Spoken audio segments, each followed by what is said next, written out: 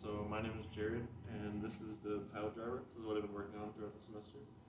So this is a potential energy demonstration. So as you raise the log, and the higher it goes, the more energy it has. The more energy it has, the crisper the can below it. As you can see right here, can, although pretty well crushed, it hasn't been fully crushed. Now let's test it